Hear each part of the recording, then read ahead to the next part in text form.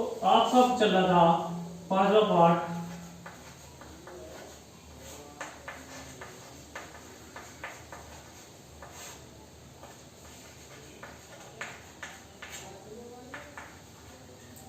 पांचवा पार्ट चल रहा था आपका बल तथा दाब।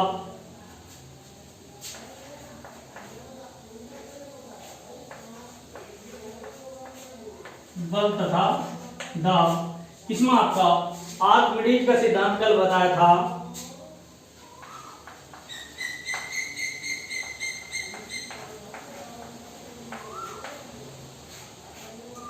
आर्किमिडीज का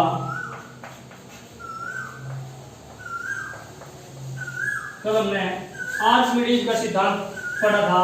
इसकी परिभाषा बताई थी आपको। आर्किमिडीज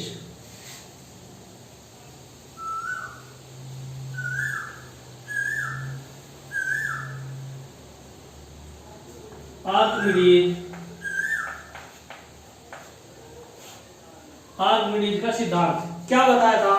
जब कोई वस्तु, लिख लीजिएगा इसे, परिभाषा को बोर्ड पे लिख दे रहा हूं।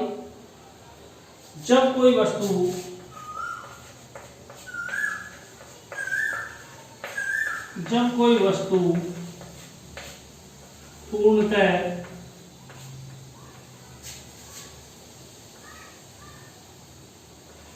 पूर्णतः या आंशिक रूप से दर में डुबाई जाती है,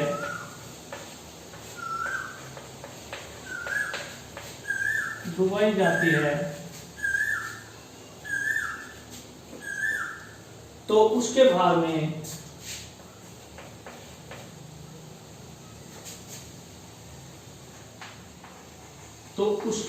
में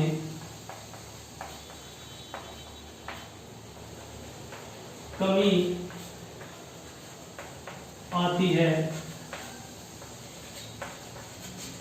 भार में यह कमी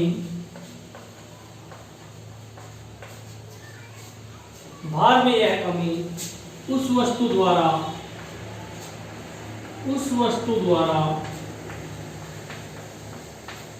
हटाए गए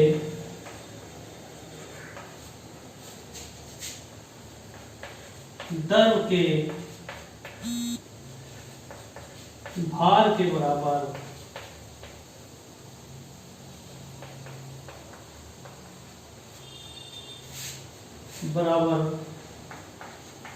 होती है। यही आर्किमिडीज का सिद्धांत है, या इसे ही आर्किमिडीज का सिद्धांत कहते हैं। कोई भी वस्तु जब दर में आंशिक या पूर्णतः डुबाई जाती है तो उसके भार में कुछ कमी आती है, और ये भार में कमी उस वस्तु द्वारा हटाए गए दर के भार के बराबर होती है। यानी कितनी कमी होती है? उस वस्तु द्वारा जितना दर हटाया जाता है, उस दर का जो वजन होता है, उस दर का द्रव्यमान जो होता है, उसके भार के बराबर होती है, ना कि वस्तु के भार के बराबर।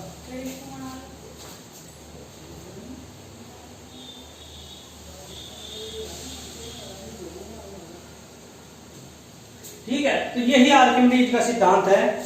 इसके बाद इसमें एक क्रियाकलाप दिया आपकी बुक में, क्या करना? धातु का एक कटोरा लेना, कटोरी के भार के बराबर उसी धातु का टुकड़ा लेना, कटोरी तथा धातु के टुकड़े को पानी से भरे बर्तन में बारी बारी से डाले।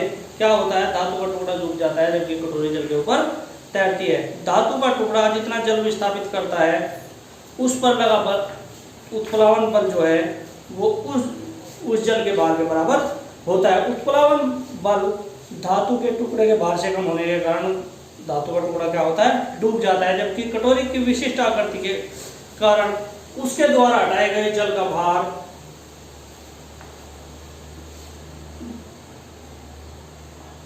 या उत्प्लावन बल उस भार के बराबर होता है, अतः कटोरी पानी पर तैरती है। यानी कटोरी जिस आकार की होती है, उसके द्वारा हटाया गया जल का जो भार होता है वो कटोरी के भार से अधिक होता है, इसलिए उस पर, या कहते हैं उस पर उत्प्लावन बल ज़्यादा लगता है, इसलिए कटोरी तैरती है। भार में धातु के टुकड़े के बराबर होने पर भी कटोरी अधिक उत्प्लावन बल लगने के कारण कटोरी क्या होता है, पानी में तैरती है। तो वस्तु पर लगने वाला उत्प्लावन बल उसकी आकृति एवं आकार पर निर्भर करता है।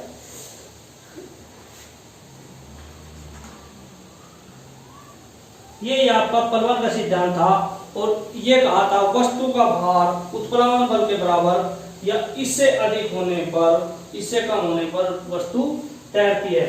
यही पलवन का सिद्धांत था। ये परिभाषा जरूर लिख लीजिएगा। पलवन बताया था मैंने आपका, पलवन क्या बताया था, वस्तु का भार उत्प्लावन बल के बराबर या इससे कम होने पर वस्तु तैरती है। वस्तु का जो भार है, वस्तु का भार उत्प्लावन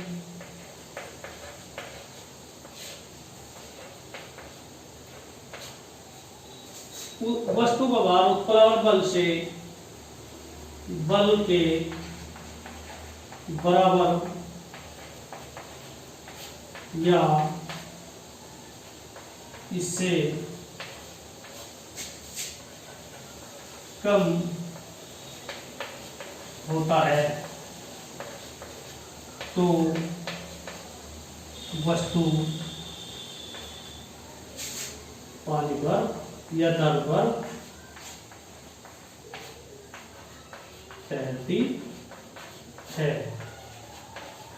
कोई भी पानी की जगह कोई भी दर हो, ठीक है, उस अगर वस्तु का भार उस पर लगने वाले उत्प्लावन बल के बराबर है या इससे कम है तो वस्तु उस दर में तैरेगी, या ये कह सकते हैं उसके द्वारा हटाए गए जल के भार से अगर कम है वस्तु का भार तो वस्तु तैरती है। ये पलवन का सिद्धांत है। और ये भी बताया था जिन वस्तुओं का घनत्व दर के घनत्व से कम होता है वो वस्तुएं तैरती है, और जिनका घनत्व उस दर से ज्यादा होता है वो वस्तु में पानी में डूब जाती है। इसके बाद एक क्रियाकलाप आपका इसमें बुक में आपकी दर का दाब ज्ञात करने के लिए दिया गया। क्या करना, कांच की एक नली लेनी है, कांच की एक नली ले, नली के एक सिरे पर गुब्बारा बांध ले। क्या करना, एक नली ले, इस तरह से इस पर एक गुब्बारा बांध ले, ठीक है। नली के ऊपरी सिरे पर से पानी इसमें यहां से पानी डाले तो क्या होगा, गुब्बारे में भर जाएगा। गुब्बारा फूल जल की डालने से क्या होगा, जल की मात्रा बढ़ेगी और गुब्बारा फूल जाता है। जल की मात्रा बढ़ाने पर नली में जल स्तर पर क्या प्रभाव पड़ेगा, जल स्तर बढ़ जाता है। जल स्तर बढ़ने से गुब्बारे के फूलने पर क्या प्रभाव पड़ता है, गुब्बारा अधिक फूलता है। ऐसा क्यों, क्या होगा, जब तक पानी डालते जाए गुब्बारा फूलता जाता है जब तक उसकी एक लिमिट है। तो दर स्तर बढ़ने से पैंदी पर दाब बढ़ता है। क्या निष्कर्ष निकलता है, निष्कर्ष निकलता है दर बर्तन की पैंदी पर दाब डालता है। यानी जब हम इसमें पानी डालते जाएंगे तो गुब्बारा बढ़ता जाएगा, इस पर पानी एक दबाव डालता है। तो क्या कहते हैं, दर जो है वो बर्तन की, दर बर्तन की पैंदी, पैंदी मतलब तली, पैंदी पर दबाव डालता है।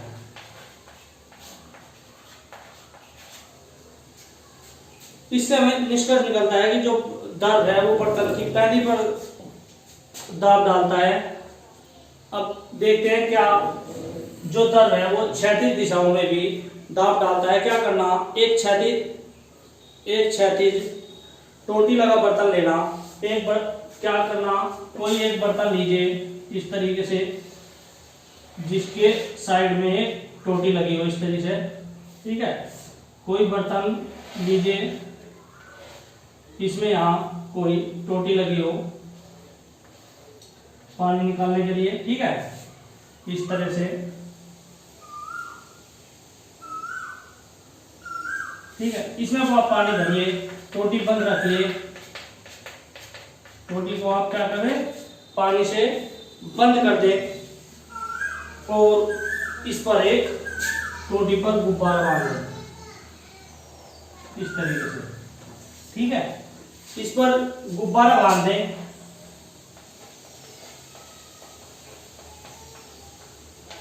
और बर्तन में पानी भरते जाए तो हम क्या देखते हैं, गुब्बारा फूलता जाता है।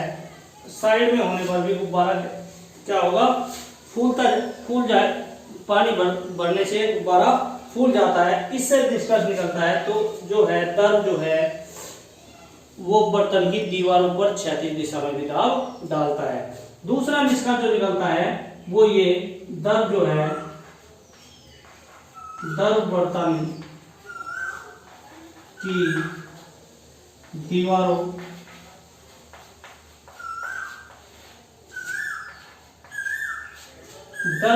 दर जो है बर्तन की दीवारों पर क्षैतिज दिशा में भी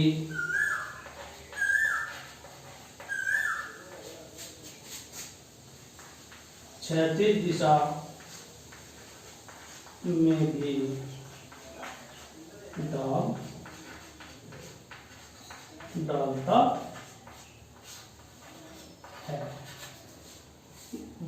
दर जो है वो बर्तन की दीवारों पर क्षैतिज दिशा में भी दबाव डालता है। इसी कारण से साइड में छेद होने, टोटी लगी होने से टोटी पर बंधा गुब्बारा पानी भरने से फूल जाता है, ठीक है। अब देखना है हमें कि क्या दर जो है वो बर्तन दीवार सभी दिशाओं में, चारों दिशाओं में दबाव डालता है या सिर्फ केवल एक ही दिशा में दबाव डालता है। क्या करना है, एक डिब्बा लेना है टीन का, चौकोर डिब्बा लेना आपको, ठीक है।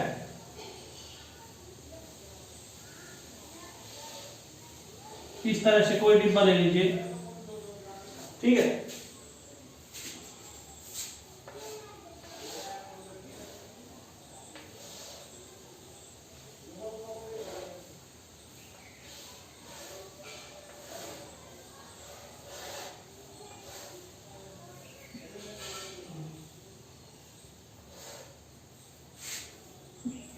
ठीक है,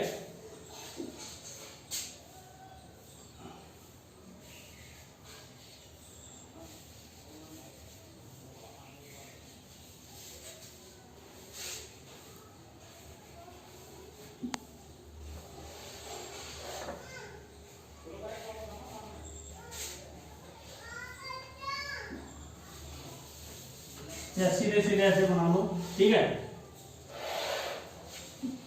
कोई एक बर्तन लेना,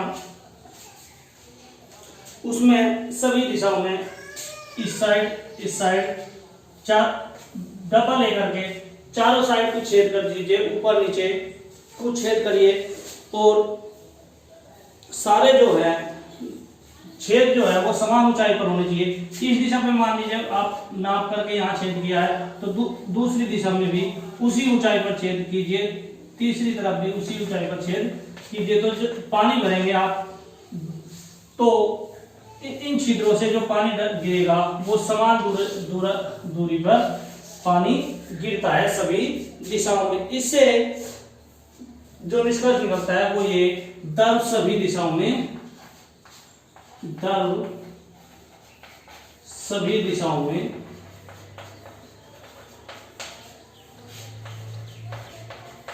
समान दाब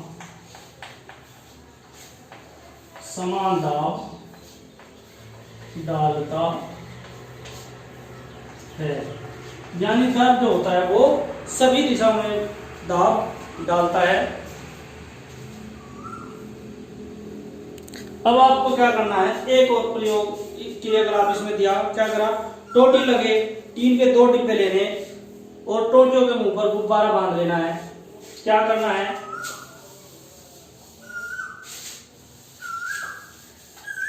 दो बर्तन लेने हैं। यहां से टोटी लगा हुआ एक गुब्बारा ये लेना है और एक और बर्तन लेना है, ठीक है। और इस पर भी गुब्बारा बंधा हुआ ले लें। दोनों क्या कर दो बर्तन लेने हैं।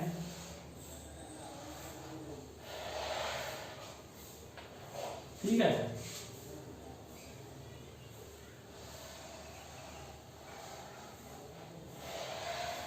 इस तरीके से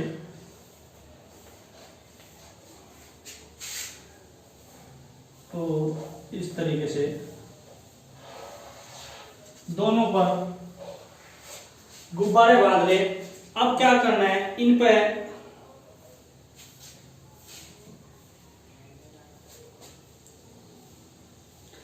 क्या करना, एक में कम ऊंचाई तक पानी भरना है। मान लीजिए इसमें यहां तक पानी भरा और दूसरे डब्बे में ज्यादा पानी भरना है, अधिक ऊंचाई तक पानी भरना है। इसमें मान लीजिए H1 ऊंचाई तक पानी भरा है और दूसरे डब्बे में H2 ऊंचाई तक पानी भरा है। अब हम क्या देखते हैं, जो ये क्या स्थिति है और ये क्या स्थिति है।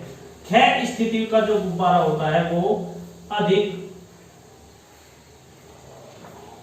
ज्यादा फूटता है क्षय स्थिति के मुकाबले। इसका कारण है द्रव का दाब गहराई के बढ़ने के साथ बढ़ता है। द्रव का जो दाब है, द्रव का दाब गहराई बढ़ने के साथ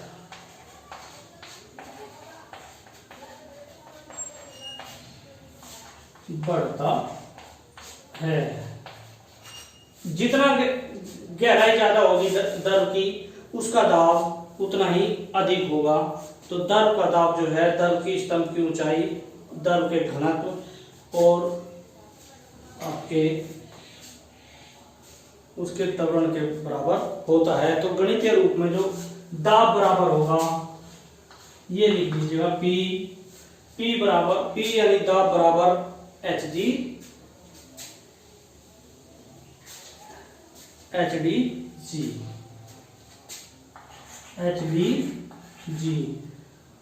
ठीक है। दाब बराबर